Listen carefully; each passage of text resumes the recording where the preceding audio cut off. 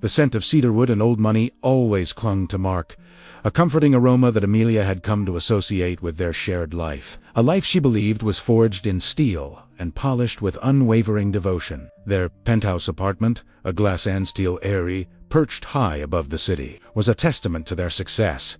A sanctuary where the city's relentless hum was muted to a distant whisper. Amelia, a woman whose every movement was imbued with an effortless grace, moved through its spacious rooms with the quiet confidence of someone who had built an empire, yet chose to navigate her personal world with a softer, more yielding touch. She was a master of control in the boardroom. But at home, she allowed herself to be swept into the gentle rhythm of domesticity.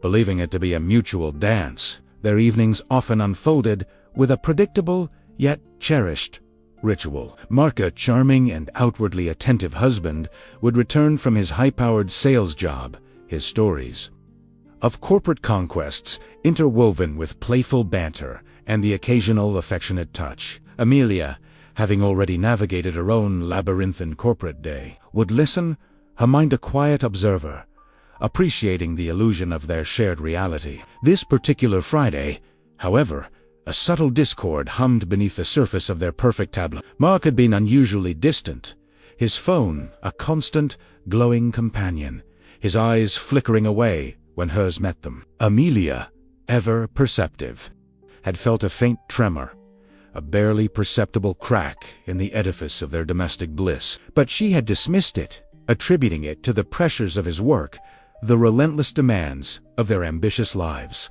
Dinner, a meticulously prepared coq au vin, usually a symphony of shared anecdotes and quiet intimacy, felt strained. Mark offered clipped responses, his gaze often drifting to the panoramic city lights, his thoughts seemingly elsewhere. Amelia, a connoisseur of human behavior, observed the slight tension in his jaw, the way his fingers drummed an impatient rhythm on the tablecloth. A cold knot began to form in the pit of her stomach, a premonition she desperately tried to ignore. Later, as they prepared for bed, the usual warmth between them was conspicuously absent. His kiss was perfunctory, his touch fleeting. He mumbled about a strenuous week, a need for an early night, and turned away, leaving Amelia staring at the opulent ceiling, the silence of their bedroom suddenly vast and hollow.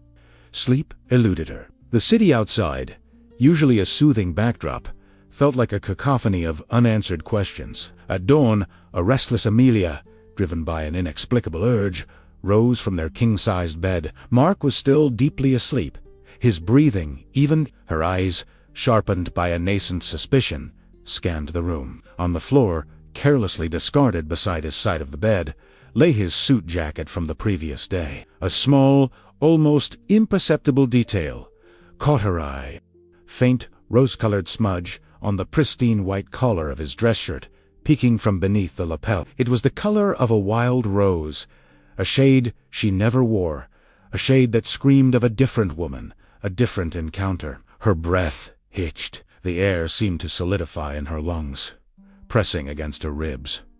She picked up the jacket, her fingers trembling slightly. The scent of cedarwood was still there, but now, beneath it, a faint, sweet, cloying floral perfume, one that was decidedly not hers, wafted up to meet her. It was a scent that whispered of clandestine meetings, of stolen moments, of betrayal. Her sophisticated, perfectly curated world, the one she had so carefully constructed, began to shatter around her with the force of a 1,000-pound hammer. The lipstick stain, small and seemingly insignificant, became a gaping wound, tearing through the fabric of her reality. Her hands, usually so steady and capable, shook uncontrollably as she clutched the evidence of his infidelity. The shock gave way to a searing, gut-wrenching pain, followed by a cold, incandescent rage. Her mind, usually a fortress of logic and reason, reeled, trying to process the unthinkable. The man she loved,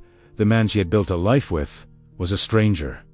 The betrayal was not just an act, it was an annihilation of everything she held dear, a cruel mockery of their shared vows. The morning light, usually a gentle herald of a new day, now streamed through the windows, illuminating the wreckage of her broken heart. The morning after the discovery was a blur of heightened senses and a profound, chilling Amelia moved through the familiar rituals of her day like a son, her body performing the motions while her mind remained trapped in a horrifying loop of the lipstick and the unfamiliar scent. The coq au vin, from the night before, now a symbol of their fractured domesticity, sat untouched in the refrigerator. Mark, oblivious to the seismic shift that had occurred in their shared space, had woken with a cheerful, if somewhat forced, demeanor, offering a hasty kiss and an excuse about an early meeting before disappearing into the city. His casual detachment only deepened the cavern of Amelia's despair, confirming her worst fears without a single spoken word. Donning her customary power suit, a tailored charcoal ensemble that projected an aura of unassailable authority, Amelia stared at her reflection. Her eyes, usually sparkling with intelligence and a hint of warmth, were now cold shadowed pools, reflecting a raw, wounded vulnerability that she quickly, ruthlessly suppressed. The mask of the executive, the impassive leader, settled over her features. It was a familiar armor, one she had perfected over years, and today she needed it more than ever. The drive to her office, usually a time for quiet contemplation or planning, was filled with a roaring silence, punctuated only by the relentless thud of her own broken heart. Each skyscraper they passed seemed to mock her, their gleaming facades mirroring the polished lie of her own life. Stepping into the hushed, opulent lobby of the corporate tower, Amelia felt a subtle shift. Here, she was not the betrayed wife, but Amelia Vance, the brilliant chief operating officer, a woman whose name commanded respect and whose decisions shaped destinies. Employees greeted her with deferential nods and hushed good mornings, their faces reflecting admiration and a touch of awe. She acknowledged them with a tight, professional smile, her gaze unwavering. Her office, a sprawling corner suite with breathtaking views of the city, was a sanctuary of order and strategic power. Polished mahogany minimalist art, and a desk always free of clutter spoke volumes about her meticulous nature and her relentless pursuit of excellence. As she settled into her ergonomic chair, the city sprawled beneath her,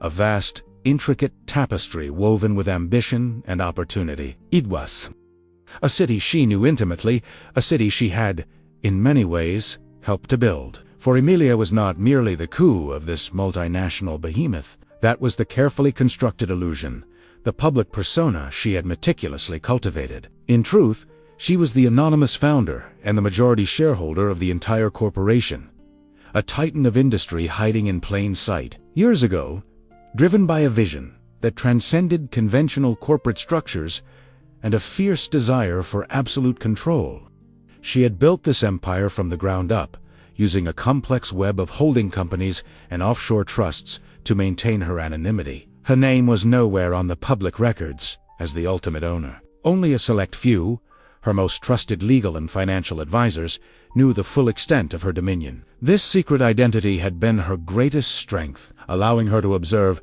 to stratèse, to steer the colossal ship of her corporation with an unseen hand, free from the scrutiny and political machinations that often plagued public figures. She reveled in the quiet power, the ability to orchestrate grand schemes from the shadows. But now, this very power felt like a cruel joke. She held the reins of a multi-billion-dollar empire, commanded thousands of employees, influenced global markets, yet her personal life lay in ruins, shattered by a betrayal she had been powerless to prevent.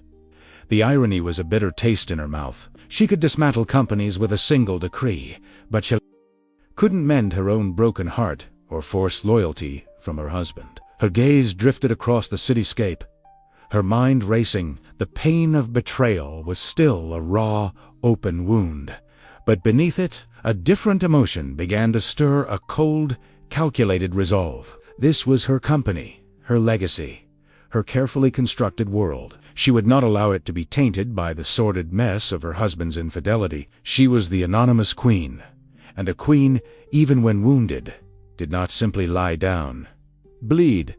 She rose, she strategized, and she reclaimed what was hers. The power she possessed, once a source of quiet satisfaction, now pulsed with a terrifying new potential. The question was no longer asterisk, if asterisk she would act, but asterisk, how asterisk. Would she unleash the full force of her power in a blaze of vengeful fury? Or would she orchestrate a meticulous, devastating fall that would expose the true nature of everyone involved, leaving no stone unturned? The latter, she realized with a chilling clarity, was far more her style. The game, she decided, was about to begin, and she, the anonymous sovereign, would be the only one holding all the cards. The week crawled by, each day a test of Amelia's resolve, each night a battle against the specter of betrayal. She maintained her executive facade with an almost superhuman effort, navigating board meetings and strategic decisions with the same precision she always had.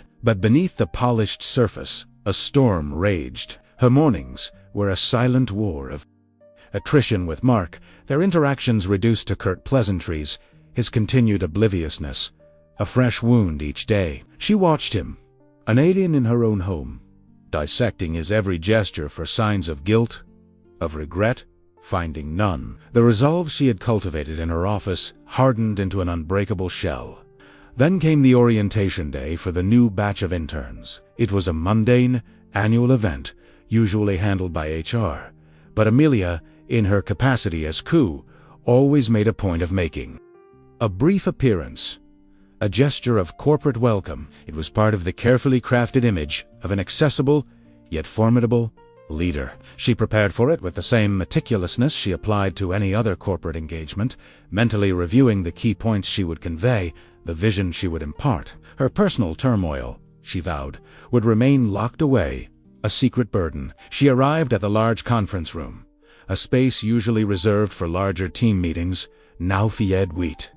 The nervous energy of fresh talent, young faces, bright with ambition and apprehension, looked up as she entered, a ripple of quiet respect passing through the room. Amelia delivered her speech with her usual eloquence, her voice a calm, authoritative presence. She spoke of the company's values, its innovative spirit, and the opportunities that lay ahead for those with dedication and drive. As she concluded, a polite round of applause filled the room, and she offered a practiced, encouraging smile. Her eyes, ever scanning, ever assessing, swept across the rows of eager faces. She saw the familiar mix of hopeful graduates, the quiet overachievers, the slightly awkward but brilliant minds. And then her gaze snagged. In the third row, near the aisle, sat a young woman whose vibrant aura seemed to hum even from a distance. She was strikingly beautiful, with a cascade of sun-kissed blonde hair, eyes the color of a summer sky, and a confident, almost audacious smile. Death was hun. Undeniable vivacity about her, a youthful exuberance that radiated across the room. It was the kind of beauty that turned heads, the kind of presence that demanded attention. Amelia's internal world, so carefully compartmentalized, splintered into a million shards. The air left her lungs in a silent gasp. Her heart, which she thought had already taken every blow it could, now plunged into an icy abyss. It was her, the woman from her nightmares, the ghost of the lipstick stain, the phantom scent that had haunted her sleep. Chloe the Nane, whispered in her mind, felt like a branding iron against her soul. She recognized the curve of her smile, the subtle tilt of her head, details she hadn't consciously registered from the few grainy photos she had discreetly found on Mark's phone, but which now screamed with horrifying familiarity. Chloe, oblivious to the silent apocalypse unfolding within Amelia, merely beamed back, her bright eyes meeting Amelia's with an innocent, almost challenging confidence. Confidence. She seemed utterly unaware that the powerful woman standing before her was not just her new coup, but the betrayed wife of her secret lover. She was bubbly, ambitious, radiating an almost intoxicating naivete, completely ignorant of the intricate web of deception and pain she had so carelessly stumbled into. The moment stretched, a terrifying tableau of silent recognition and profound, unspeakable shock. Amelia felt a dizzying surge of nausea, a primal urge to scream, to lash out, to shatter the pristine corporate veneer and expose the ugly truth for all to see. But the years of self-discipline, the relentless training in maintaining composure under pressure, kicked in. Her facial muscles, honed by countless high-stakes negotiations, remained perfectly still. Her smile, though a fraction tighter, did not falter. Her eyes, though burning with a nascent fury, held no flicker of recognition, no hint of the devastating revelation that had just sucker-punched her. She was, master of the mask, and today, that mask was her only shield. The room, filled with the innocuous chatter of new hires, seemed to fade, leaving only Amelia and Chloe, locked in a silent, terrifying confrontation that only one of them perceived. This was not just a new intern. This was a living, breathing embodiment of her husband's betrayal, now brazenly infiltrating the very heart of her empire.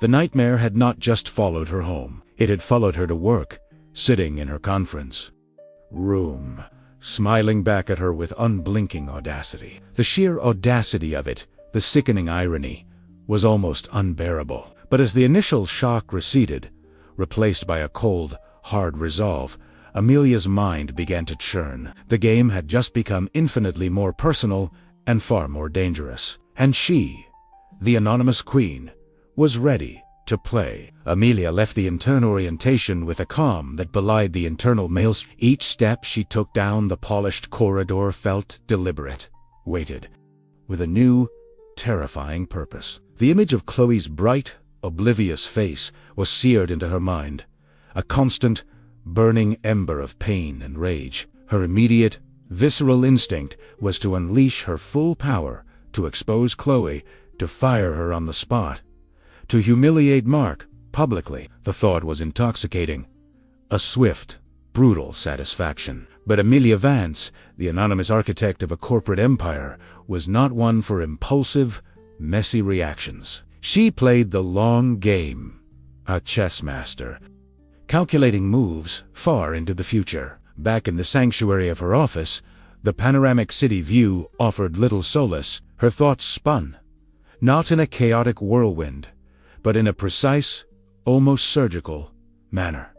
This was her company, her legacy. To allow a personal vendetta to taint its operations, to expose her vulnerability, would be a weakness she couldn't afford. Besides, a swift, public execution would be too easy to clean. It wouldn't grant her the understanding she craved, the complete unmasking of the characters involved. She needed to observe, to understand the depth of their deception, to see them unravel under her carefully applied pressure. This wasn't just about revenge. It was about reclamation, about asserting her control over every aspect of her life, personal and professional. She summoned her executive assistant, a sharp, discreet woman named Eleanor, who had been with her for years and understood the unspoken nuances of Amelia's directives. "Eleanor," Amelia began, her voice even, "I've just come from the intern orientation. I need you to ensure that the new hire, Chloe Davies, is placed in the Strategic Initiatives Department, reporting directly to Mr. Harrison." Eleanor, accustomed to Amelia's precise instructions, merely nodded, making a note on her tablet. "And please inform Mr. Harrison that I expect a detailed weekly report on her performance, with particular attention to her adaptability, problem-solving skills, and teamwork. Stress that I'm keen to see how she handles pressure and complex tasks." Eleanor's eyebrow subtly arched, a fleeting flicker of surprise, but she simply confirmed, "Understood, Ms. Vance." Strategic Initiatives was a notoriously demanding department, a crucible where only the most brilliant and resilient survived. It was led by Arthur Harrison, a brilliant but ruthlessly exacting manager known for his zero-tolerance policy for incompetence. He ran his team like a finely tuned machine, expecting nothing less than perfection, and his direct reports often found themselves working long hours under intense scrutiny. Placing Chloe there wasn't just a punishment. It was a calculated test. It was a move designed to expose her true capabilities, or lack thereof, under extreme pressure. Amelia needed to gauge her adversary, to understand her strengths, and, more importantly, her weaknesses. This was reconnaissance, a meticulous study of her enemy, not just a blind act of vengeance. Chloe, when she received her assignment, was ecstatic. The Strategic Initiatives Department was prestigious, a fast track to visibility within the company. She saw it as a testament to her talent, a sign that her connections, a veiled reference to Mark, though she'd never explicitly name him at work, were already making an impact. She bounded into her new role with an infectious, if somewhat misplaced, confidence, unaware that the glittering opportunity was, in fact, a gilded K carefully constructed by the woman she had so blithely wronged. Amelia, from her perch in the COO's office, began to receive Eleanor's discreetly forwarded reports. She read them with a cold, almost clinical detachment. The initial reports were predictably enthusiastic, filled with Chloe's eagerness and initial bursts of energy. But Amelia knew Harrison's methods. The honeymoon period would be brief. Her pain, once a debilitating force, was slowly transforming into a focused, razor-sharp resolve. She was no longer just a heartbroken wife. She was a general, meticulously planning her campaign.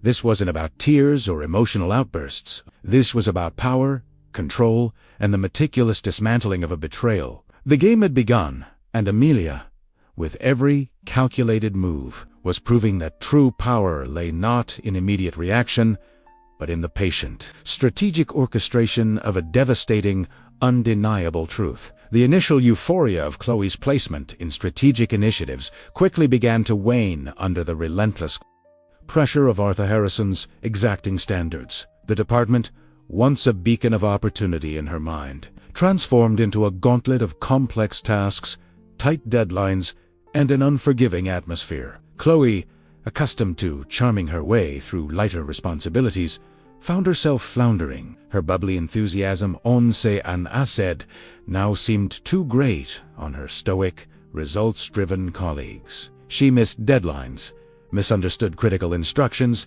and her contributions to team projects were often superficial, lacking the depth and analytical rigor expected in such a high-stakes environment. Desperate to maintain her image, both to her colleagues and to herself, Chloe began to lean on what she perceived as her secret weapon, her powerful boyfriend. It started subtly. A casual mention over coffee in the break room, a carefully chosen anecdote during a team lunch. "Mark says the market is really volatile right now, so we need to be extra cautious," she'd say, dropping his first name with an air of intimacy, allowing the implication of his importance to hang in the air. Later, as her struggles mounted, her embellishments grew bolder. She'd talk about his connections, his influence, hinting at the high echelons of corporate power he supposedly navigated. She wanted her colleagues to believe she had an in, a safety net, a powerful protector who could smooth over any professional rough patches. The office, being the vibrant ecosystem of gossip and speculation that it was, quickly picked up on Chloe's carefully scattered breadcrumbs.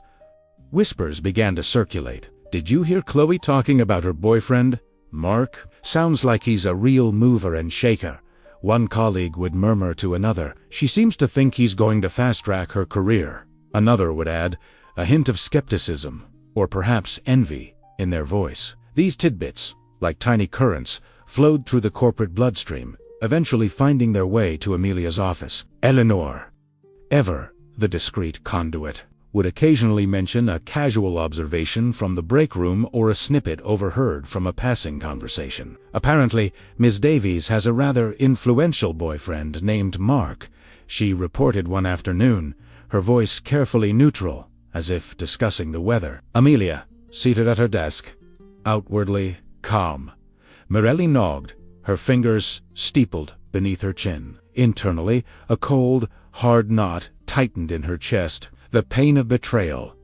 which had begun to dull into a constant ache, flared anew, sharp and agonizing. But this time it was laced with a chilling clarity. Chloe wasn't just an unwitting participant. She was actively leveraging her illicit affair, parading it, however subtly, through the halls of Amelia's own company. Another time, Amelia overheard a conversation near the water cooler to junior analysts discussing Chloe's struggles. "She's really out of her depth in Harrison's department, but she keeps dropping hints about her boyfriend, Mark, like he's going to save her." One scoffed. "She probably thinks he can pull strings."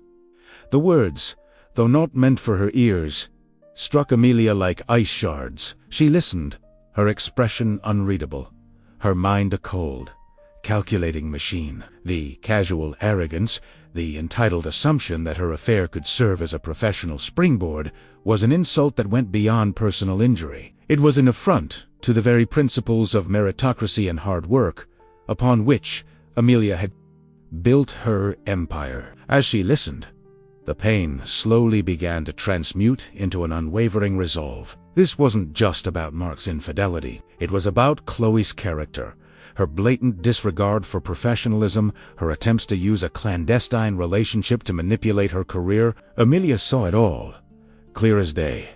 The girl was not just naive, she was opportunistic, and dangerously so. The cold, calculating calm settled over Amelia like a shroud. Each whisper, each lie, each arrogant insinuation from Chloe was another piece of evidence, another justification for the meticulously planned downfall she was orchestrating. Her initial thought of swift, brutal revenge had matured into a more nuanced, devastating strategy. She wouldn't just expose the affair. She would expose Chloe's true nature, proving her incompetence and her unethical conduct, not just to Mark, but to the entire corporation. The pieces of her intricate puzzle were slowly, inexorably falling into place, each one fueled by the quiet fury simmering beneath her composed exterior. The game was intensifying, and Amelia, the silent queen, was gathering her forces, preparing for the devastating checkmate. The elegant dining room of Amelia and Mark's penthouse, usually a space of quiet conviviality, became a stage for a darkly comedic play, a performance of domestic bliss that only one of the actors knew was a cruel charade. Amelia, master of her craft, played the supportive wife with an unsettling perfection.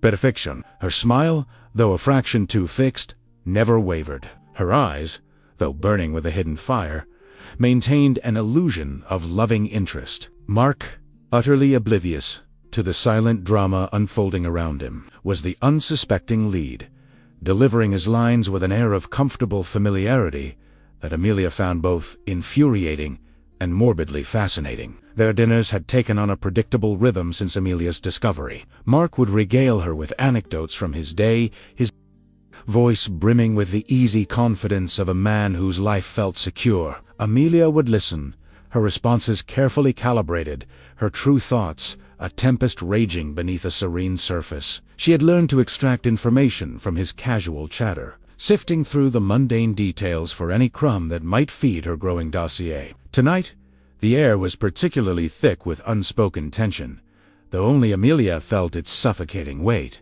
Mark, halfway through his perfectly seared salmon, launched into a monologue about the struggles of the new interns at their company. "You wouldn't believe the talent pool this year, Amelia," he mused, swirling his wineglass. "Some bright sparks, of course. But then there are those who just seem lost." Amelia took a slow sip of her water, her gaze unwavering as she prompted, "Oh, anyone in particular causing trouble?" Her voice was light, imbued with feigned curiosity, a performance worthy of an Oscar. "Well, there's this one. Chloe. Nice enough girl. Bubbly, you know," he continued, completely unaware of the ice forming in Amelia's veins at the mention of the name. "But she's in strategic initiatives under Harrison, and he's a notoriously tough nut. She called me today, actually, sounding completely swamped. Said she's struggling with the project deadlines, can't seem to get a handle on the data analysis. A bit out of her depth, I think." He chuckled, a patronizing sound that grated on Amelia's nerves. "Bless her heart. She's trying, but some people just aren't cut out for that kind of pressure."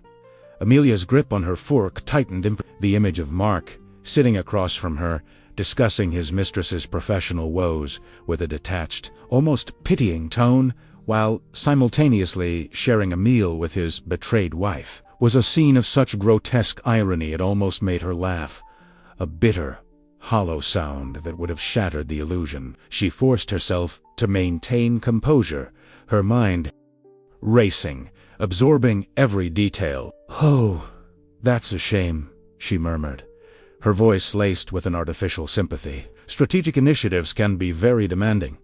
Did you offer any advice? Mark shrugged, taking another bite of his salmon. Not really. What can I do? Told her to just keep her head down. Work harder. It's not like I can pull strings for an intern, can I? He laughed again. A careless, dismissive sound. Besides, she needs to learn to stand on her own 2 feet. The words hung in the air, dripping with hypocrisy. He couldn't pull strings, yet he was intimately involved with her. He expected her to stand on her own 2 feet, yet he was undermining the very foundation of her future, not to mention his own marriage. Amelia's mind processed this information with cold precision. Mark's casual dismissal of Chloe's struggles, his almost indifferent attitude towards her professional well-being, confirmed her suspicions.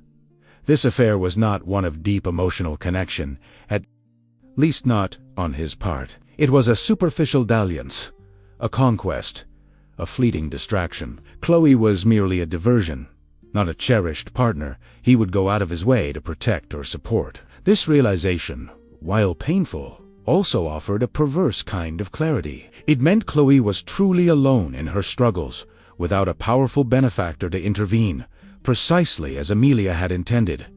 Her plan, she realized, was working. As Mark continued to prattle on about his day, oblivious to the storm brewing, Amelia subtly shifted her focus. Her pain, though still present, was now secondary to the burgeoning sense of power and control. She was no longer just a victim. She was an architect. The casual cruelty of Mark's words, his utter lack of empathy for Chloe's plight, solidified her resolve. Her plan, once a nebulous idea, began to crystallize into sharp, precise actions. The divorce proceedings, which she had already quietly initiated with her lawyers, would accelerate. Corporate strategy to expose Chloe would intensify. This dinner, meant to be a quiet, domestic interlude, had instead become a pivotal moment, cementing Amelia's determination to dismantle her old life with the same ruthless efficiency she applied to her corporate takeovers, leaving no illusion, no lie, intact. The game was no longer just about survival. It was about absolute victory, and she would accept nothing less. The incident at dinner, Mark's casual dismissal of Chloe's struggles, had solidified Amelia's resolve. The time for observation was drawing to a close. The time for strategic action had arrived. She would no longer simply watch her adversaries. She would actively shape their downfall. Her mind, a finely tuned instrument of corporate strategy, began to orchestrate the next, most crucial phase of her plan, the Crucible Project. Within days, an email circulated through the executive ranks, announcing a new, high-stakes initiative.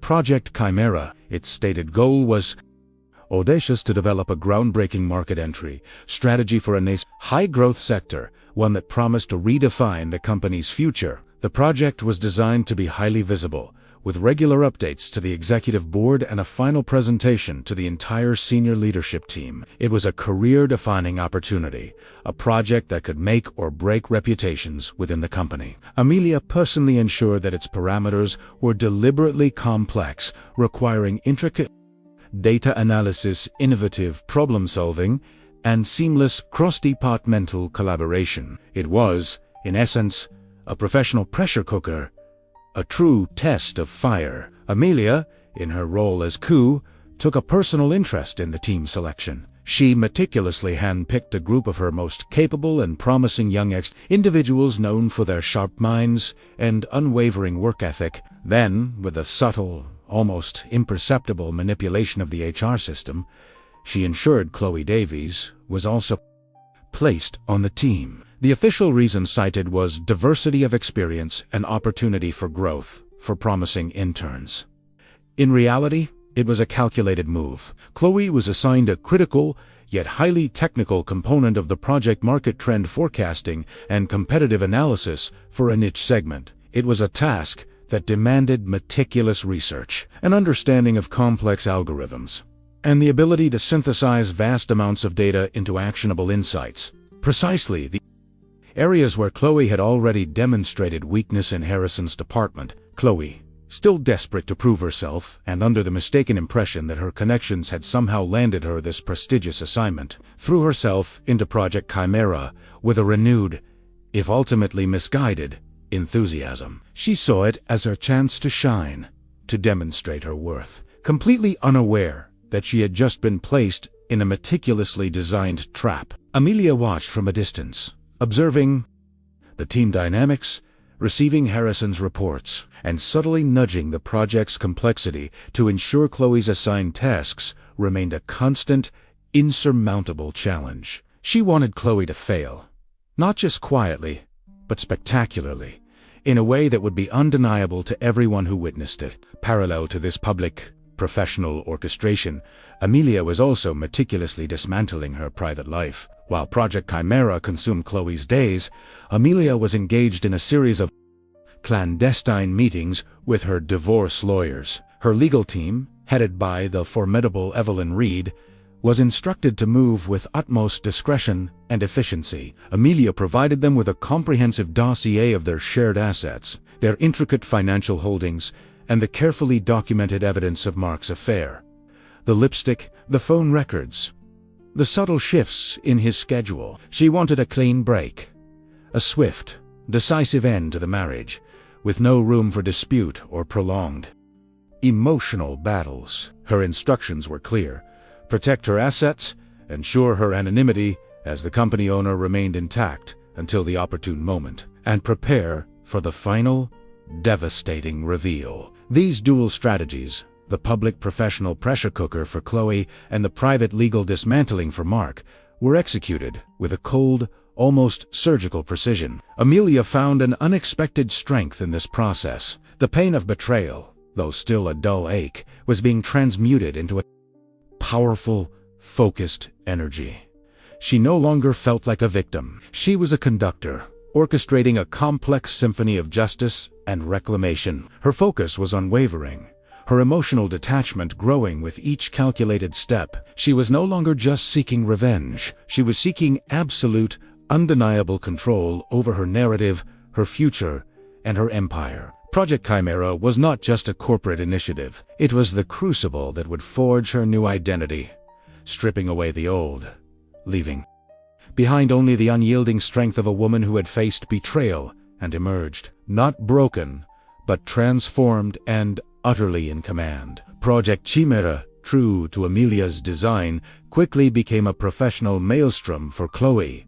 The complex demands of market trend forecasting, coupled with the relentless scrutiny of her team leader and the high expectations of the executive board, proved to be an insurmountable challenge. Chloe, accustomed to superficial tasks and relying on her charm, found herself drowning in a sea of data, algorithms, and strategic frameworks she barely understood. Her contributions to team meetings were increasingly vague and unsubstantiated, her reports riddled with errors, and her deadlines consistently missed. The team, initially patient, grew frustrated, their collective irritation a palpable force in the project room. Arthur Harrison's weekly reports to Amelia, once filled with polite observations, now contained increasingly damning assessments of Chloe's incompetency. Under this immense pressure, Chloe's usually bubbly demeanor began to crack. Her confidence eroded, replaced by a growing anxiety and a desperate need for external validation. She found herself working late,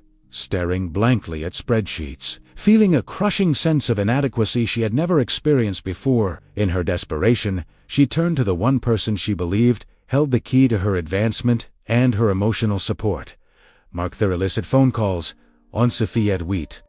Flirtatious whispers and promises now became strained, dominated by Chloe's frantic complaints about Project Chimera. "Mark, I just can't do this," she wailed during a hushed phone call from an empty conference room, her voice trembling with frustration. "This project is impossible. Harrison is a nightmare, and everyone on the team is so intense. They're all so smart, and I don't get it. Can't you talk to someone? Do something?" She imagined him, her powerful, connected boyfriend, effortlessly pulling strings, making her problems disappear with a single phone call. Mark, however, was far from the knight in shining armor Chloe envisioned. His response was dismissive, tinged with an annoyance that stung Chloe more than any of Harrison's critiques. "Look, Chloe, I told you, I can't just do something, he said, his voice flat, clearly distracted by something else on his end. It's not how things work. You're an intern. You have to prove yourself. Just buckle down. Work harder. Everyone goes through it.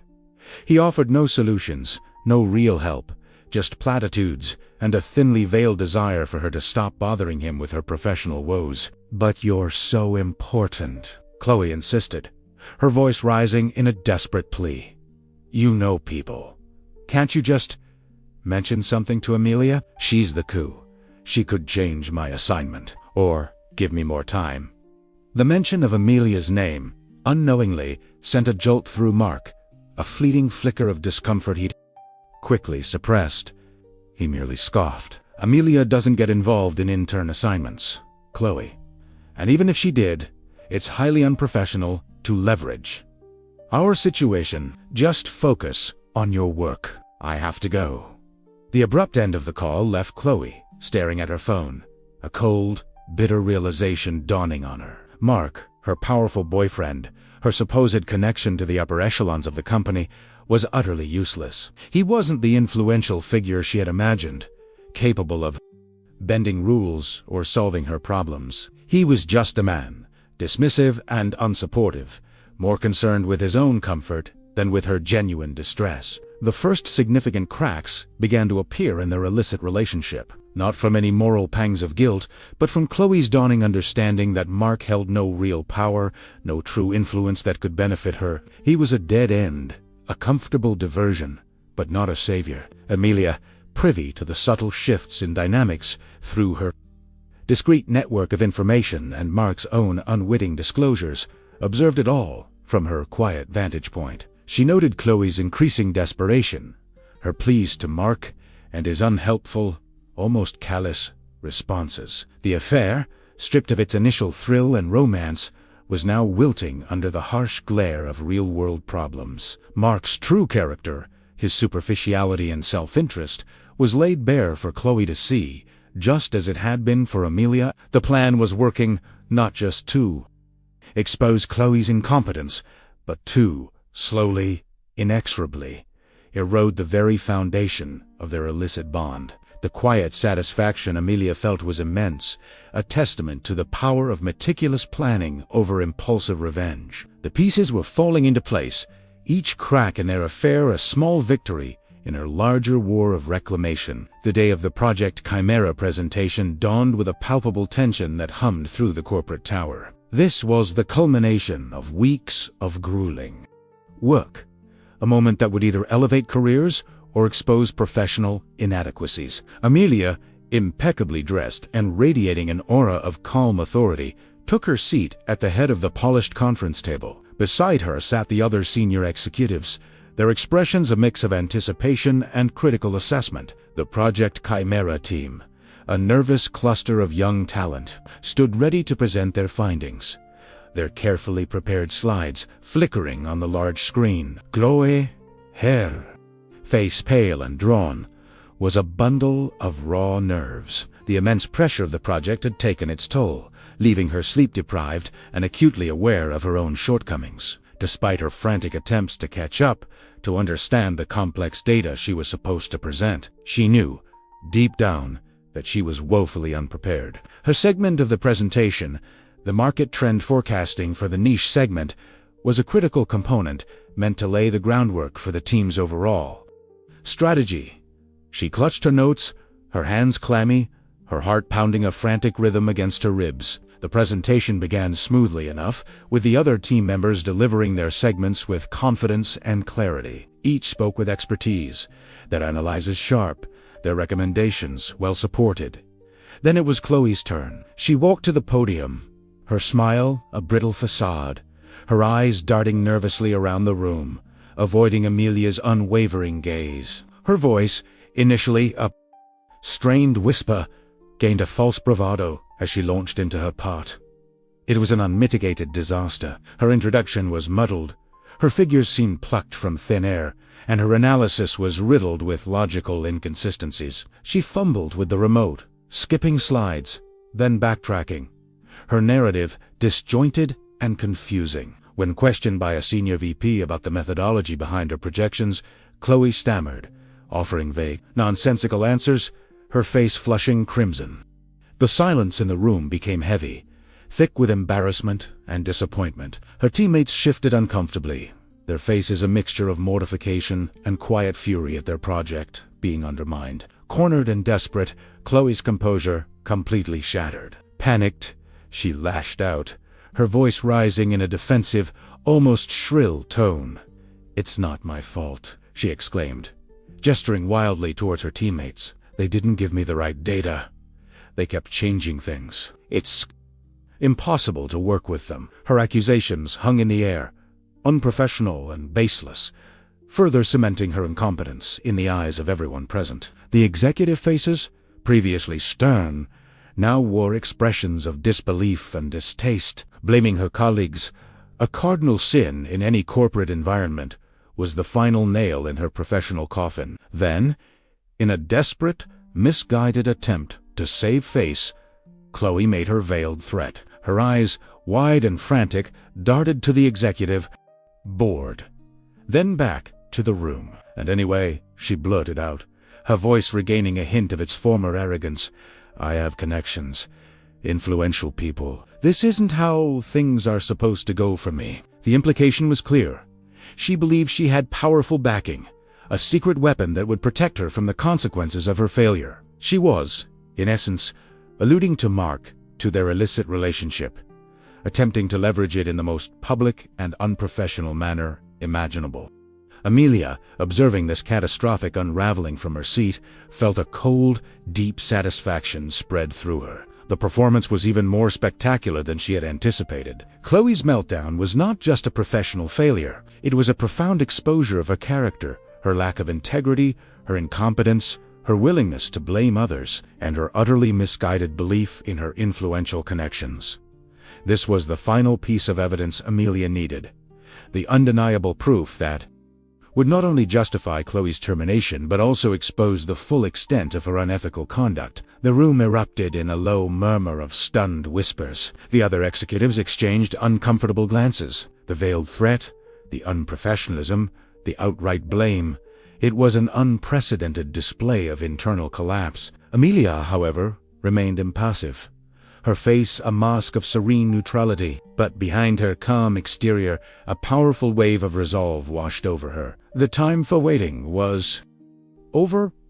The stage was set. Chloe had just sealed her own fate, and in doing so, had provided Amelia with the perfect, undeniable impetus for the dramatic conclusion she had so meticulously planned. The aftermath of the Project Chimera presentation was a hushed, tense silence that stretched through the corporate corridors like a premonition. Chloe, humiliated and trembling, had been escorted out, her professional reputation in tatters. Mark, unaware of the full extent of the disaster, had merely heard whispers of Chloe's poor performance, dismissing it as a minor setback for his friend.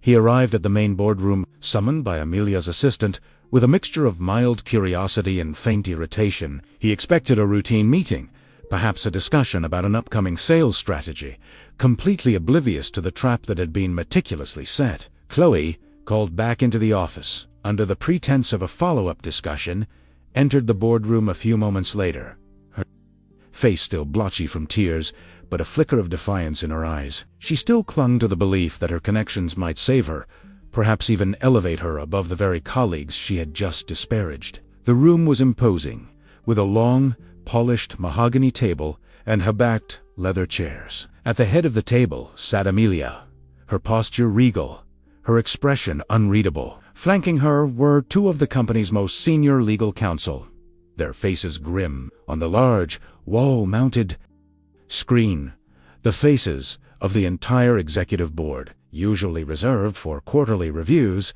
flickered into view. Their presence explained away as a pre-scheduled call that Amelia had masterfully orchestrated. Mark's eyes widened slightly in surprise at the unusual gathering, a flicker of unease crossing his features. Chloe, catching sight of the executive board, puffed out her chest, a misguided sense of importance blooming in her chest. She assumed this was her moment, her chance to leverage her perceived influence. The air crackled with an almost unbearable tension. Amelia began to speak, her voice calm, clear, and utterly devoid of emotion, cutting through the silence like a surgeon's scalpel. "Mark, Chloe, thank you for joining us. This meeting has been called to address a matter of significant concern, both personal and professional." Her gaze, cold and unwavering, fixed first on Chloe, then on Mark. "Chloe, your performance on Project Chimera was, regrettably, substandard. Your lack of professionalism, your inability to deliver on critical tasks, and your public disparagement of your teammates are matters that cannot be overlooked. Furthermore, your attempt to leverage what you termed influential connections during your presentation crossed a serious ethical line." Chloe opened her mouth to protest, but Amelia held up a hand, silencing her with an imperious gesture. "And those influential connections, Chloe, are precisely what brings us to the next more personnel matter." Amelia then turned her gaze fully on Mark, who now looked visibly uncomfortable, a faint flush creeping up his neck. "Mark," she continued, her voice dropping slightly, now imbued with a chilling intimacy that terrified him, "your recent activities have also come to my attention. Your affair with Miss Davies, a subordinate within this company, is not only a blatant breach of our marriage vows, but also a serious violation of corporate conduct policies, particularly given our strict stance on workplace ethics and fraternization." With a flick of her wrist, a series of images and documents flashed on the main screen. Discreetly captured photos of Mark and Chloe together, time-stamped text messages, meticulously documented phone records, and even a snippet of Chloe's desperate call to Mark where she pleaded for his help. The evidence was irrefutable, damning, and laid bare for the entire executive board to witness. Mark's face went ashen, his jaw dropping in disbelief, his eyes wide with horror as he stared at the undeniable proof of his betrayal. Chloe gasped, her hand flying to her mouth, her face drained of all color, her defiance collapsing into utter public humiliation. "The lipstick on your collar, Mark," Amelia added, her voice a quiet, devastating whisper that only he seemed to hear, "was just the beginning." Then she allowed a slow, deliberate smile to spread across her face, a smile that held no warmth, only a terrifying power. Her eyes swept across the stunned faces of the executive board, then settled back on her husband and his mistress. "It is at this juncture that I must also clarify my own position within this corporation, a truth I have, until now, chosen to keep private." She paused, letting the silence build, letting the weight of her words sink in. Mark and Chloe stared at her, confused, terrified. The board members leaned forward. A collective intake of breath. "For those of you unaware," Amelia announced, her voice resonating with an unshakable authority, "I am not merely the chief operating officer. I am the anonymous founder and the majority shareholder of this entire corporation." The revelation hung in the air, a thunderclap in the meticulously ordered boardroom. Mark's eyes widened further, his face a mask of utter shock and incomprehension. Chloe swayed, clutching the table for support, the full, terrifying scope of her situation dawning on her. "Therefore, Chloe Davies," Amelia declared, her voice cold and final, "for gross professional incompetence, unethical conduct, and a profound lack of judgment, your employment with this company is terminated, effective immediately. Your access will be revoked, and security will escort you out." Chloe let out a choked sob, unable to utter a single word, her world collapsing around her. Then Amelia turned to Mark, her gaze unwavering, her voice softer, yet infinitely more devastating. "And Mark, our marriage is over. My lawyers will be in touch to finalize the divorce. I believe you'll find the terms comprehensive." Mark slumped in his chair, a broken man, his carefully constructed life, his image, his very future, shattered into a million pieces by the woman he had so carelessly betrayed. Amelia, the anonymous queen, had unveiled her true power, not just to exact revenge, but to reclaim her life, her integrity, and her throne. Months later, the dust of the corporate and personal earthquake Amelia had orchestrated had finally settled, leaving behind a landscape irrevocably altered. The divorce from Mark was finalized with remarkable speed and surgical precision, a testament to Amelia's legal team and her own meticulous preparations. Mark, stripped of his perceived status and his ill-gotten comfort, had vanished from the corporate sphere, a cautionary tale whispered in hushed tones. Chloe, her brief and disastrous foray into corporate life, ending in public humiliation, was a forgotten name, a fleeting shadow. The scandal, while shaken, had been expertly contained by Amelia's legal and PR teams, framed as a swift, decisive action against unethical conduct, further solidifying her image as a formidable and incorruptible leader.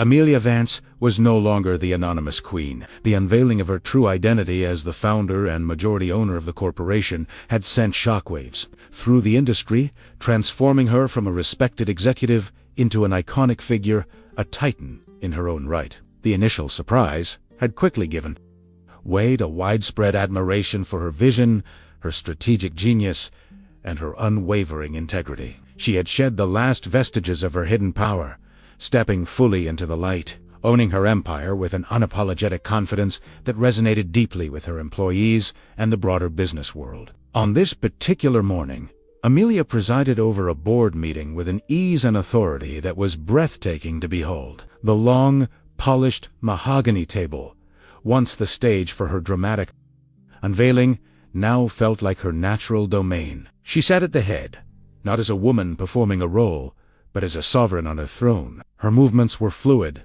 her voice clear and decisive as she guided the discussion, her strategic insights shaping the company's future. There was a new light in her eyes, a serenity born of hard-won freedom and absolute The weight of betrayal, the burden of secrecy, had been lifted, replaced by an invigorating sense of purpose and boundless possibility. After the meeting, as the last of the board members departed, Amelia remained in her office, the city skyline stretching out before her in a breathtaking panorama. The sun, a molten gold, began its descent, painting the glass towers in hues of amber and rose. She walked to the floor-to-ceiling windows, her gaze sweeping across the vast expanse. This city, this empire, was hers, built by her own hands, forged by her own will. She had faced the ultimate betrayal, and had not only survived, but had emerged stronger, more authentic, and more powerful than ever before. Her journey had taught her a profound truth. True power did not reside in the ability to exact immediate, vengeful retribution, but in the capacity to transform pain into a catalyst for self. It was about reclaiming one's narrative, redefining one's worth, and rebuilding a life with integrity and an unshakable inner strength. She had not sought to destroy for the sake of destruction, but to dismantle the illusions that had held her captive, clearing the path for a future built on truth and genuine strength. Amelia smiled, a genuine, unburdened smile that reached her eyes. The ache in her heart was gone, replaced by a quiet sense of peace and an exhilarating anticipation of what lay ahead. She was no longer defined by a husband's betrayal or a mistress's opportunistic ambition. She was Amelia Vance, a woman who had navigated the depths of personal devastation and emerged, not only with her empire intact, but with her soul reborn. She was free, utterly and completely, standing tall, a queen firmly on her throne, ready to face a new dawn. Her future as boundless and brilliant as the city lights shimmering below.